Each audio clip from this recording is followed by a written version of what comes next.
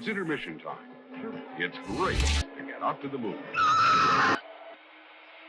So I'm Megan Braun. I host the Intermission podcast produced by The Synagogue. And today we have Julian. Julian, can you intro yourself for the listener of who you are, what you do? My name is Julian Sol Jordan. I'm a 24-year-old filmmaker from Dallas, Texas. I guess cinematographer and editor too. And I'm also a part of the indie band Sunrise Academy, which is making its ranks up there. But yeah, I mainly do filmmaking, but music on the side as well. So yeah. Very cool. And can you tell me and the listener about your film? We'll get into it more later, but the name of your film that we'll be talking about and just a little bit of background on it. Well, before we begin, I want to say I have an A24 shirt on, which is super Cute. cool. It's like an exclusive A24 shirt. I thought it'd be good for the podcast. But, yeah, good for the episode. Yeah, exactly. But the film... I'm wearing my Nosferatu Synagogue gosh, Shop that's sweatshirt. Sick. Oh my gosh, that is awesome. I loved that film. But yeah, anyways, the film is called Real Life. It's I guess you would categorize it as an essay film. So throughout history, there's been like film school films that, people in college would make that were either autobiographical or sometimes they're fiction, but a lot of the time they're autobiographical. And this was a film that I made while I was 22 years old.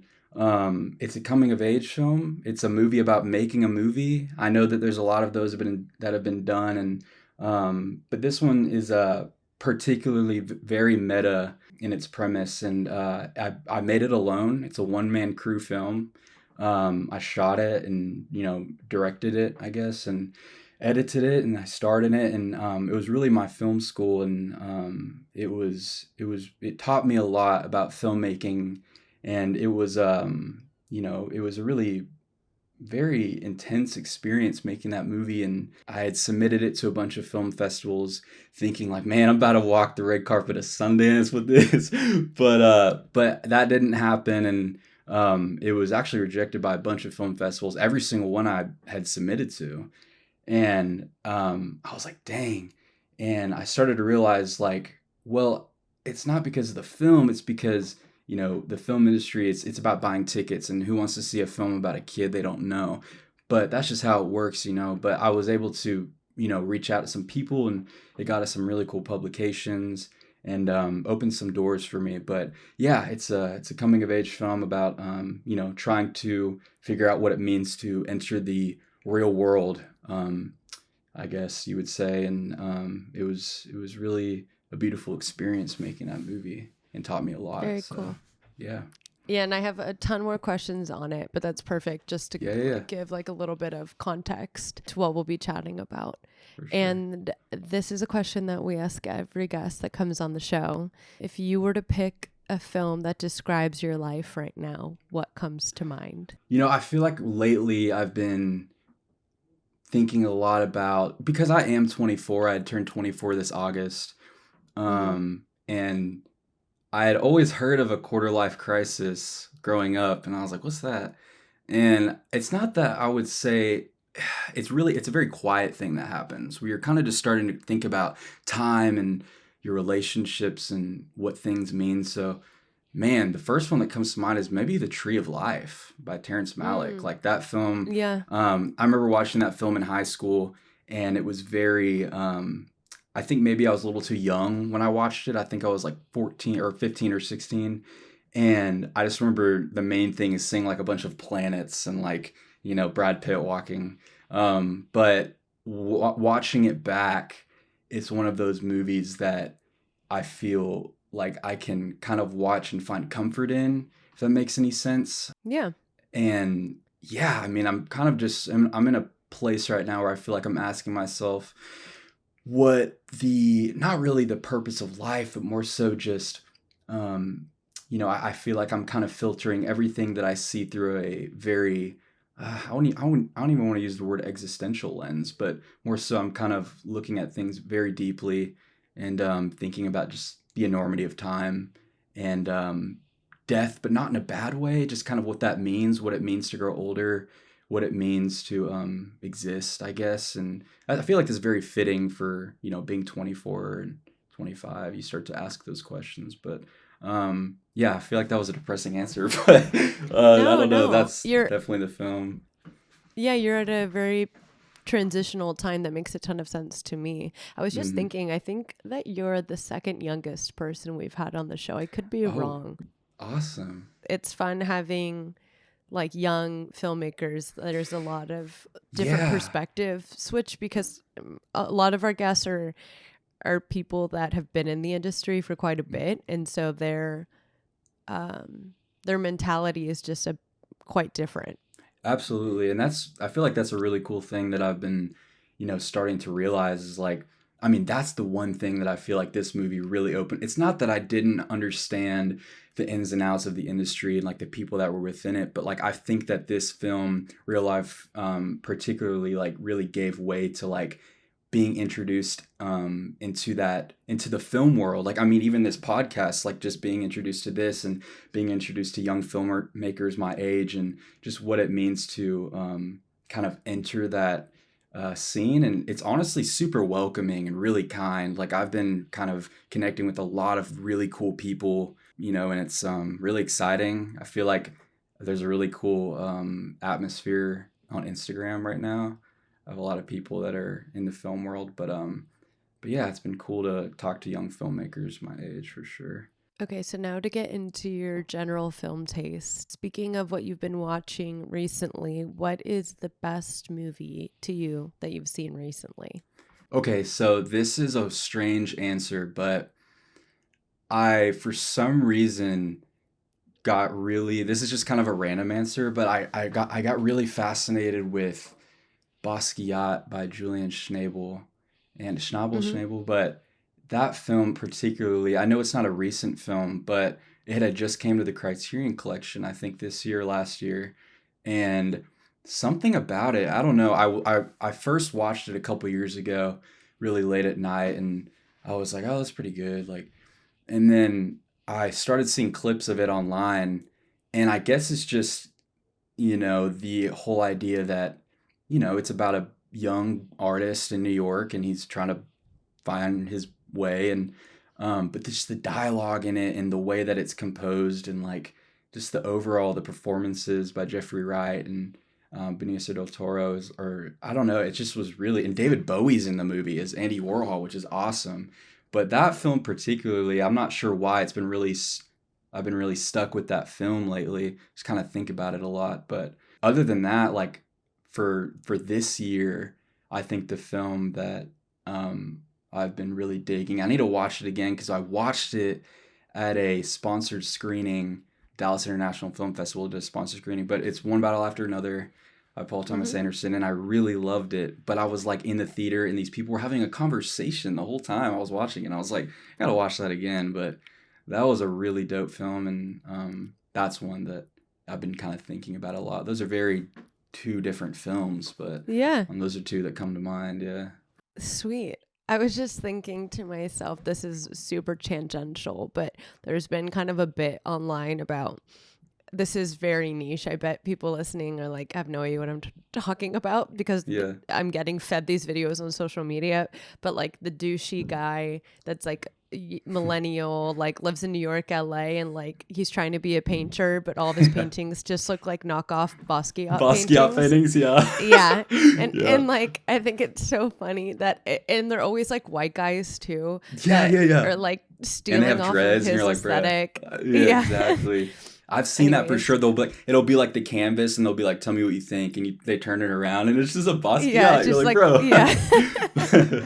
yeah, for sure. It's so funny. It is. Okay, so we have Basquiat and One Battle After Another, and then another question I wanted to ask you is just a film that comes to mind that you think hasn't got enough attention. It doesn't need to be a recent film.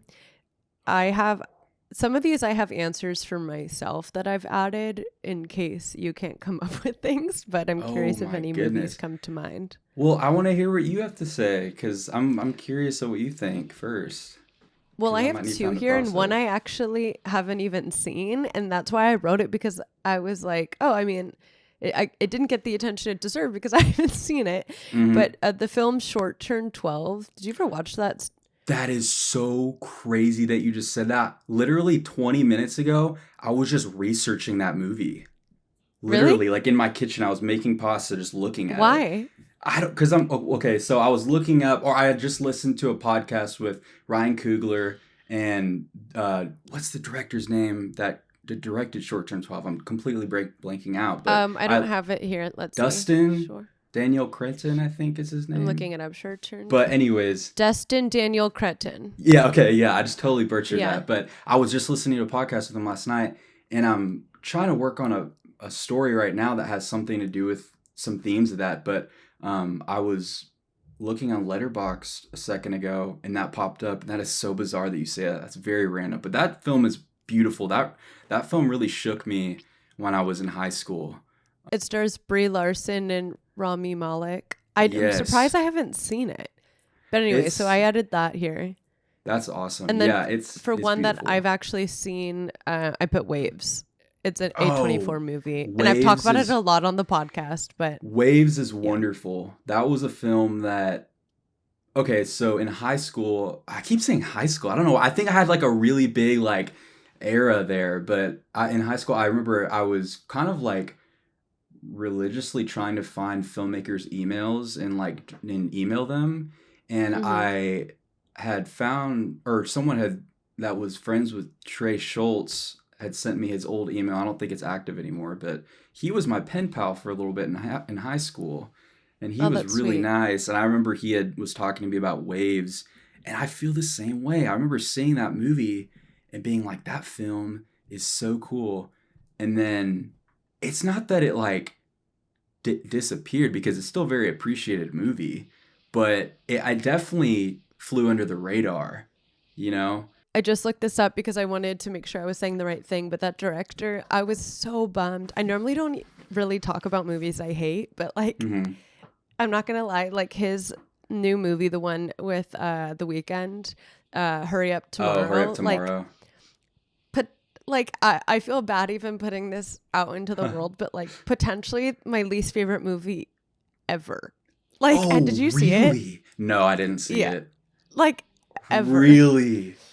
Wow, I don't even think man. I've ever said that on the show, but I just like, I truly, oh man. But I really don't think it was him. I don't think it was the director. That's the thing is I listened to a podcast with him, and he was talking about how like he really tried with that movie. And maybe, you know, sometimes movies are just like, you don't know why they do. It was not it. Ah, man. Yeah, it's a bummer. You should watch it though and tell me what you think, because it's on my list for sure. It's on my list. But yeah, I guess films that I think are underappreciated. Okay, tell me if this is like not good for this category, but I think it is, because I rewatched I'm not talking about Uncut Gems, but I rewatched Uncut Gems recently, and I was like, dude, that film is so, because that was another one I watched a while ago, and I was like, that was good, but like I needed to watch it again. I watched it again. I was just like, mind was blown.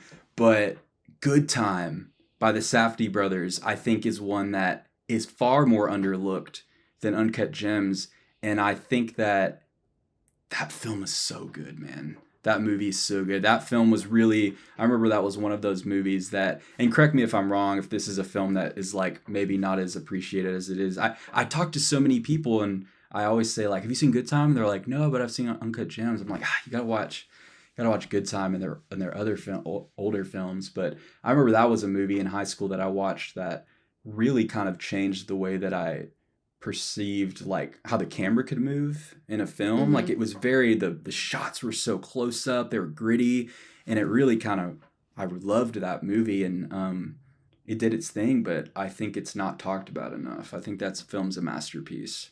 It's beautiful. I'm not sure. Have you seen Good Time or? Yeah, I have. Okay. No, I love it. Do you like it? And I think, okay, cool. Yeah, I love a very kind of stressful, chaotic, dark movie. Same. And also a movie where like I'm looking at the acting and I'm like, how did they come up with this character? Because it's so I don't know, it's just like impressive to me when I see acting that doesn't feel like a replica of something I've seen before. It feels like 100%. A very unique person that's like living on this planet. Question, genre-wise, what are the types of movies you're typically watching?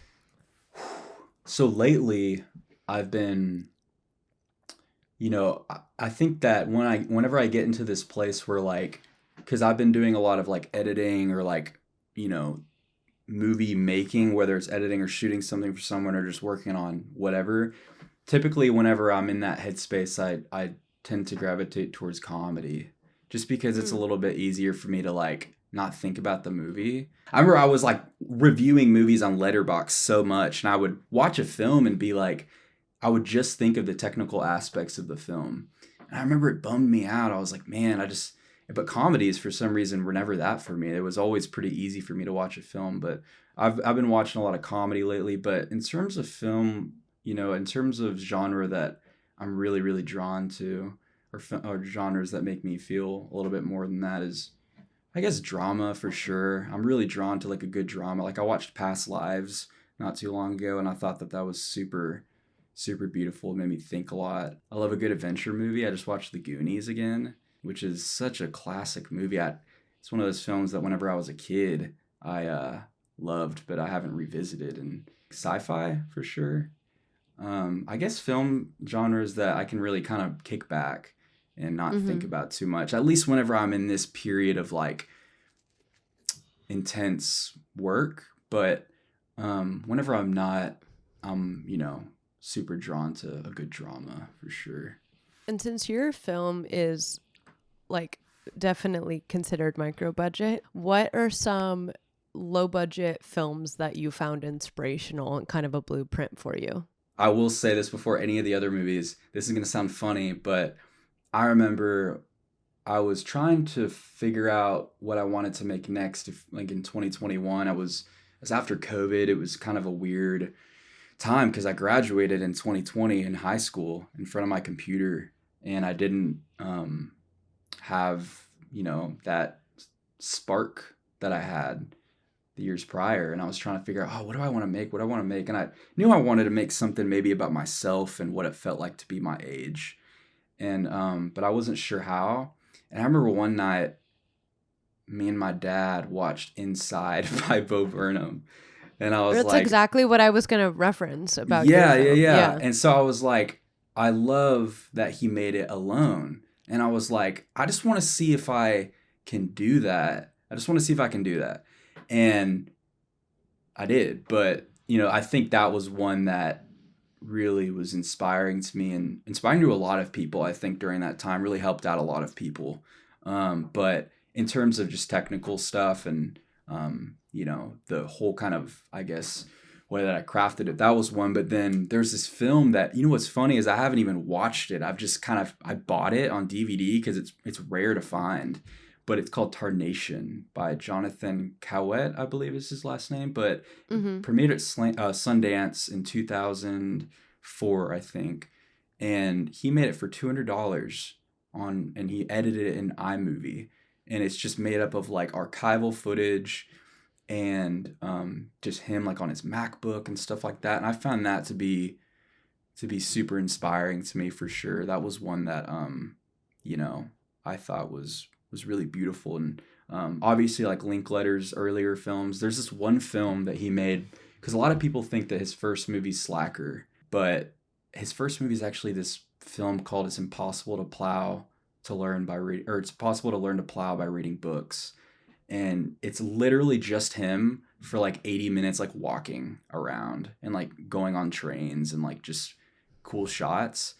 And that was really, I had discovered that while I was making this one. And I was like, oh, that's really dope that like a filmmaker I really admire started there. You know what I mean? Like I'd always thought that he had started with Slacker, which is still really impressive. He made it for like 20 grand with just some friends in Austin. But I think that was one that I was like, man, that made me feel a little bit better about what I was making because I was like, everyone starts somewhere, and yeah, that's one that was, and Slacker for sure. I mean, that was, that's always like a lighthouse for me, that film. Okay, so I'm going to get into some questions specifically about coming of age films now, since I would kind of categorize your film in that world. Yeah.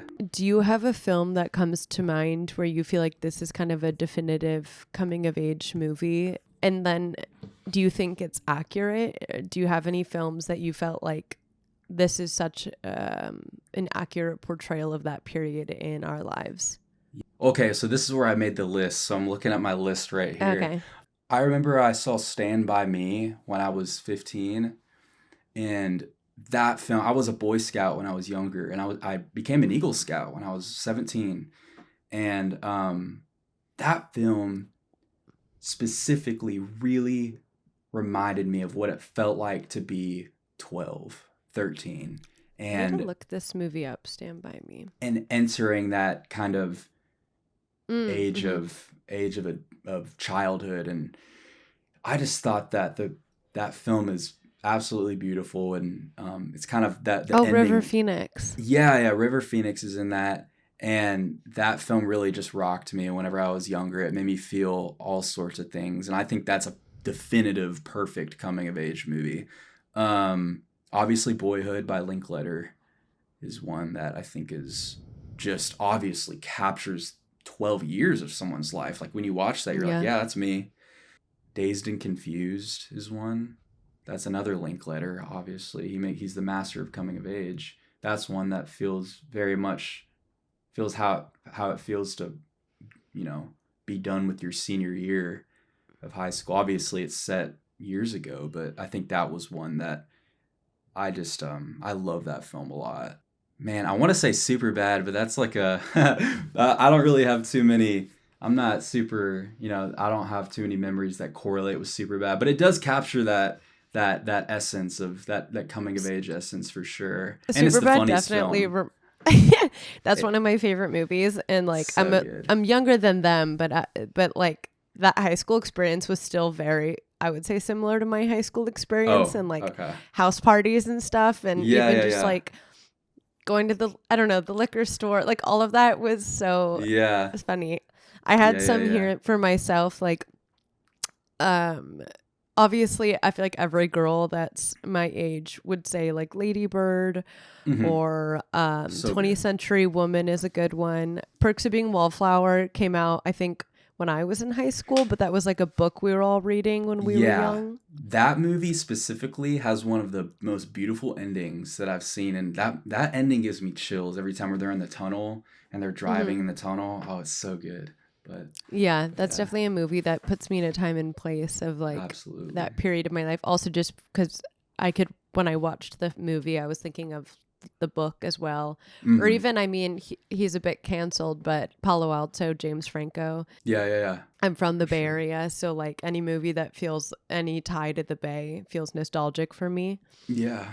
Okay, so I'm going to list a couple different eras of movies, like of when they came out, and then you tell me like which is your favorite chunk of time for a coming of age movie. So for the 80s, like for example, The Breakfast Club, 16 Candles, and then 90s, we have the 10 Things I Hate About You, Empire Records, Dazed and Confused. Then the 2010s, there's like the Perks of Being a Wallflower, Edge of 17, Lady Bird, and then present day, obviously, like Bottoms or Booksmart or Cha Cha Real Smooth. Which is your favorite chunk of time? Maybe I'm torn between 80s or 90s because I feel like that's when some classic coming of age movies came out. I mean, I would even say Back to the Future is a coming of age movie. That's a film that I think it was the late 80s that came out. I'll say 90s. I feel like there were some good films coming out in the 90s, especially 1999.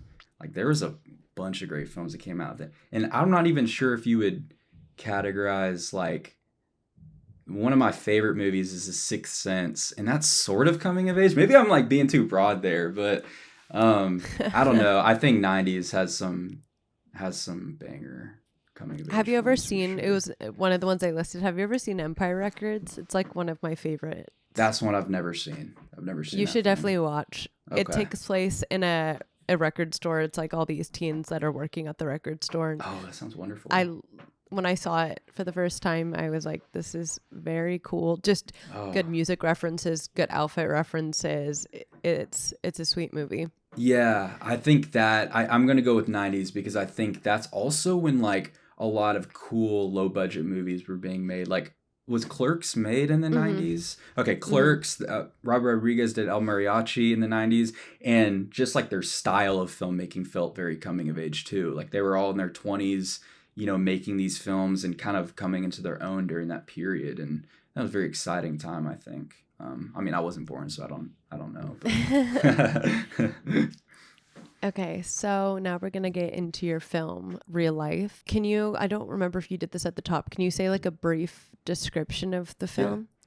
So I'll just say the one that's like on IMDb or something, but the one on IMDb says a young filmmaker driven by nostalgia struggles to capture the reality of his life without losing himself in the process. And so, yeah, it is, in short, a film about me. I'm playing myself, and I am myself in it. So it's documentary. There's some narrative setup shots in there as well, but it's a film about me trying to come to terms with what it means to be 21, 22 in this kind of world, in a day and age where our lives are presented to us on a feed, on a screen at all times. Sometimes we feel as if we're performing to the void. And I think the film kind of captures what it means to try to tell the story of your life. But in order to tell the story of your life, you kind of have to live your life, you know? So there's a little bit of a struggle there that I go through, but yeah, it's coming of age, kind of a documentary hybrid type film. This film, because the budget was so small to make it, what limitations came up that ended up being a bit of a blessing? You know, I always think about the idea that when I was making this, you know, I have a few directors, like I had mentioned earlier, I have a few directors that I try to keep in touch with and try to talk to. And one of them that I've been talking to for a long time is David Lowery. And he's a really dope filmmaker. And he's from Dallas as well. But I remember I was having a hard time making the movie. And he told me, he was like, you're going to look back on this time fondly and remember it as the time where you only had to answer to yourself. And I was like, oh, that's very true. But when you only have to answer to yourself, that's great. But also you have to answer to yourself. And like, what are you going to do? And so in terms of constraints and struggle, I would say that it was mainly just, I didn't have a crew. I didn't have someone, if my camera broke, you know, give me a battery or give me a screw. I would have to get the shot. And if I didn't get it, go home, go to bed, the end. You know, and it was just the struggle of getting up and being like, am I going to keep doing this? Am I going to keep making this? But within that, I think birthed some really cool opportunity in the sense that the obstacle's the way. You know what I mean? So like if my camera's broke, okay, I'll pick up a VHS and film better, you know? And so I think the whole time it was like a maze in terms of just, well, this doesn't work. So how am I going to pivot and, you know, make it work? It was as simple as this little setup I have right here, my monitor, my hard drive and my camera. And when you watch the film's about making a movie. So it kind of becomes alive as you're watching it. And that was true. It was a very true process that I went through. I didn't really know what I was making. I had a whiteboard full of ideas and I had some, you know, notes here and there, but it was just having to piece it all together.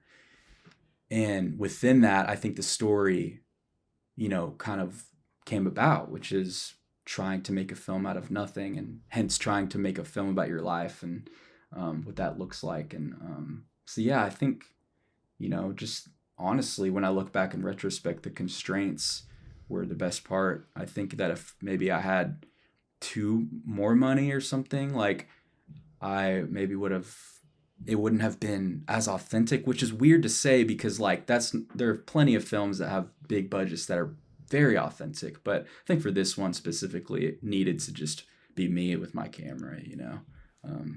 But yeah. Did documenting your life change the way you saw your life or even how you behaved while filming, you know? Yeah, absolutely. And that was one thing that was like, I tried to put into the movie as well. There was a brief period of time when I was, and this is true, like I remember being like, oh, I need to go to the store to get this thing. And I'd be like, well, should I bring my camera? And that was scary because I was like, am I doing this thing for the movie, or am I doing it for myself? And that was scary territory because I was like, I think I need to have some guidelines and, you know, what this movie looks like.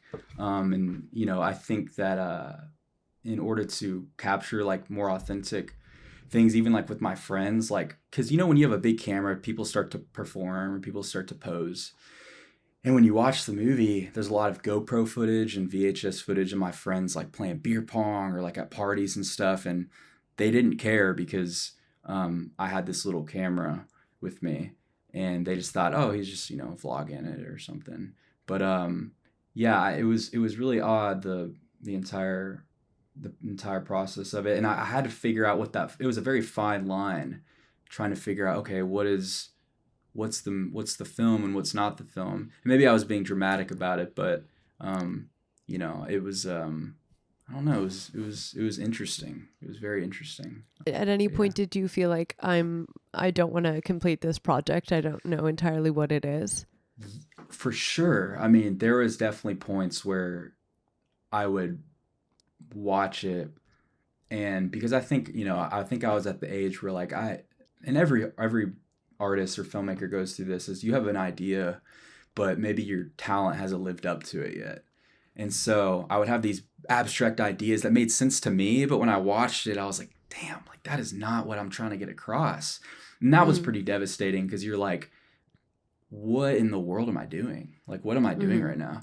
And but you're already too deep into it that you're like, oh, I can't go back, but I kind of want to give up. So I don't think that there was ever a singular moment where I was like, I'm done. But there were definitely nights where I would be like, you know, it's good that I don't owe anyone any money on this, because this is not turning out right. But, you know, I think I found a breakthrough once I was having to like submit to some place, and I had all my notes, and I started putting it in the timeline according to how I thought it would feel. And I remember looking at it being like, this is a disaster. This is not right. Like when you were editing? Yeah, I had like there was like a bunch of stuff that I didn't include that I thought was like, in my head I was like brilliant, but then I watched it and I was like, oh shit, like that is not.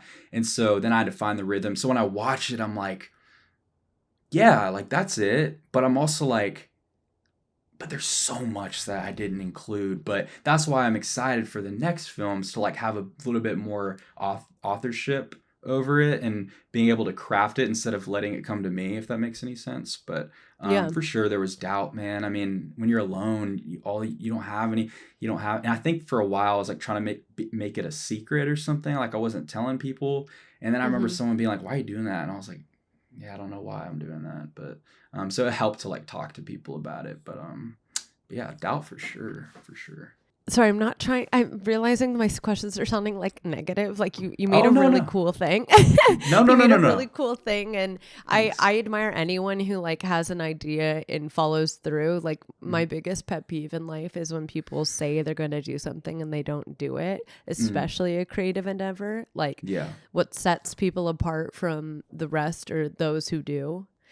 So I admire your film, and I think it's such a cool, it reminds me of something I would do and I would still do, you know. Oh, like, awesome.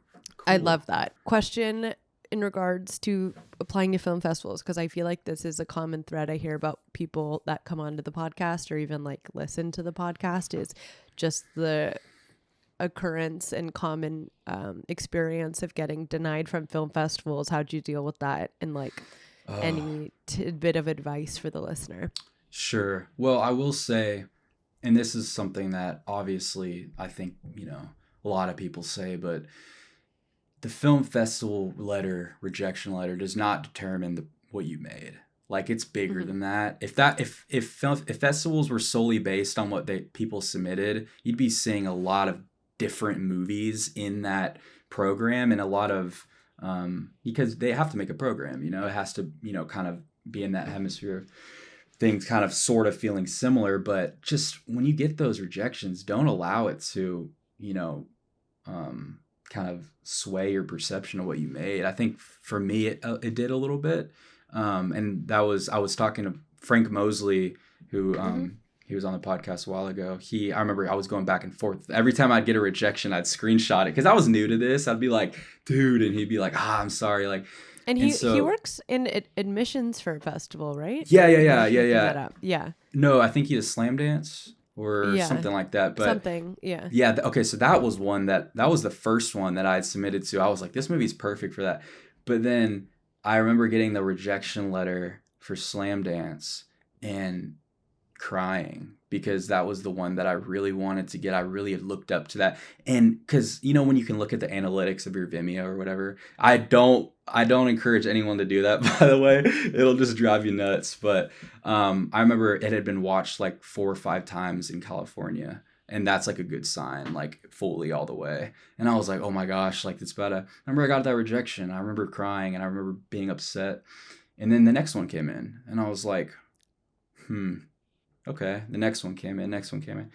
Surely enough, I started to get the message. I was like, oh, it's not my fault. It's not the product. Cause I know what I made is solid. I know that it's something that people have come up to me and said, oh, it's really cool.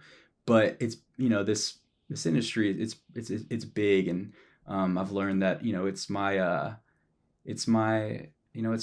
experimental project and I'm really proud of it. And I'm learning that, it's probably wise to make some short films next.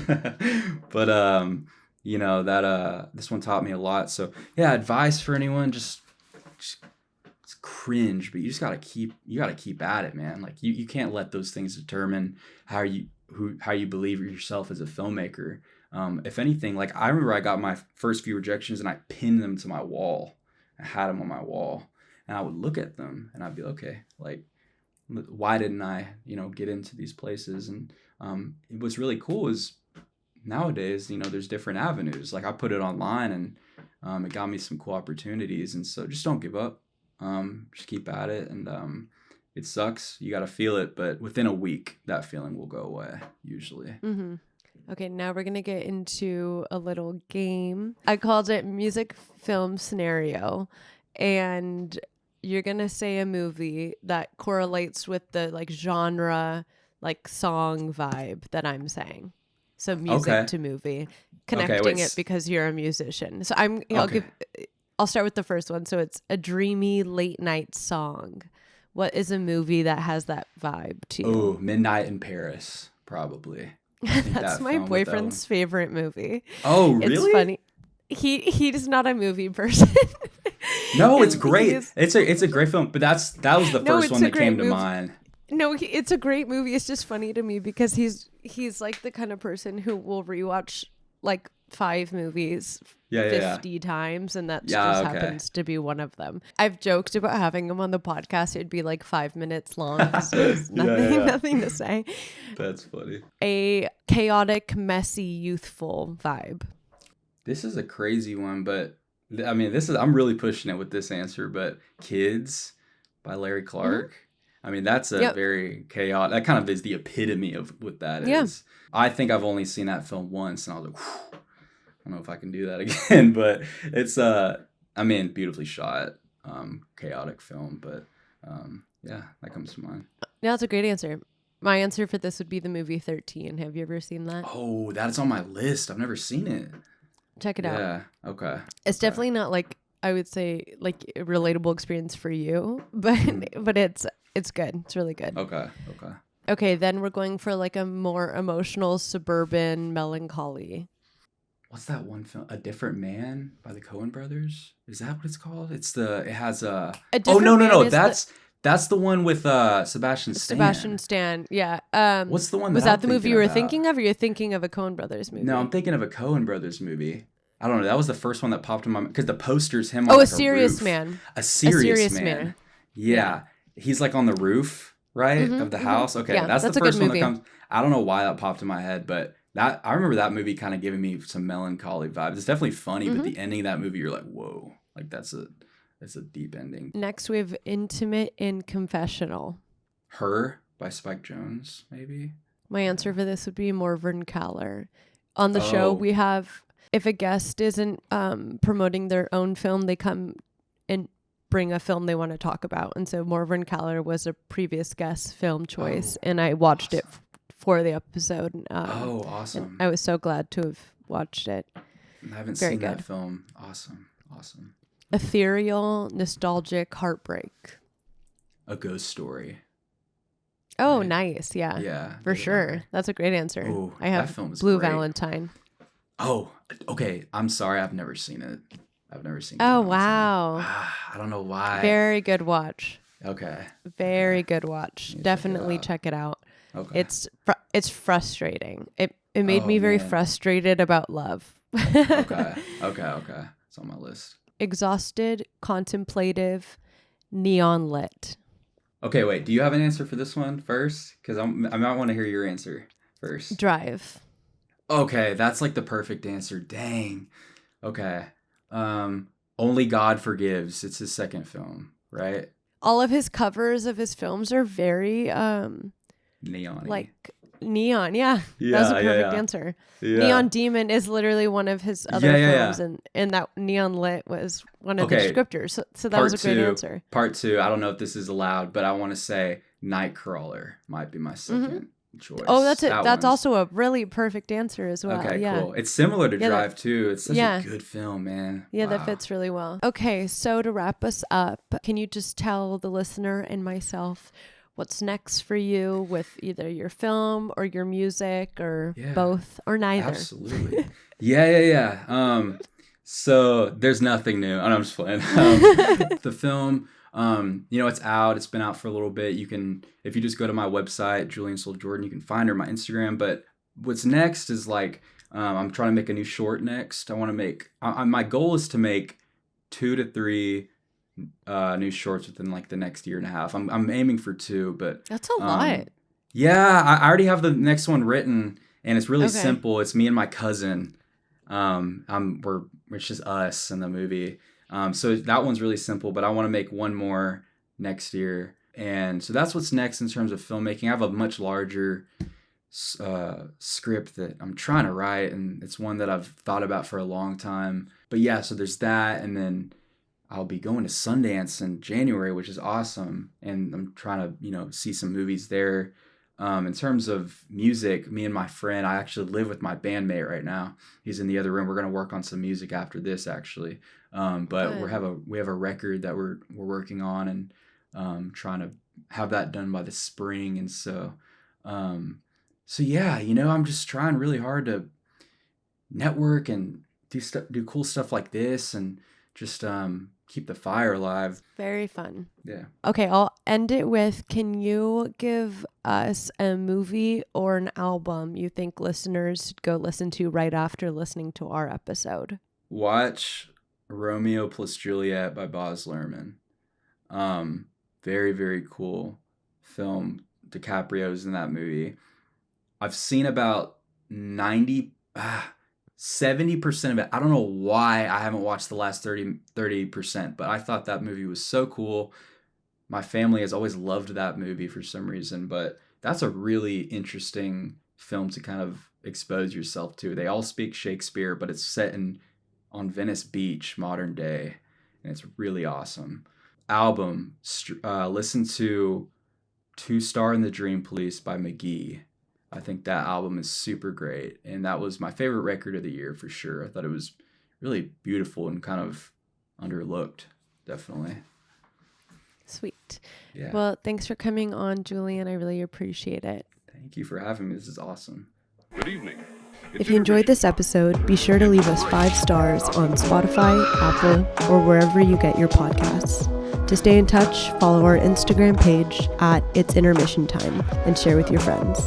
As always, Intermission is produced by Jazeel Chu and Olivia Dean, and of course, hosted by yours truly, Megan Braun. This episode is brought to you by The Synagogue.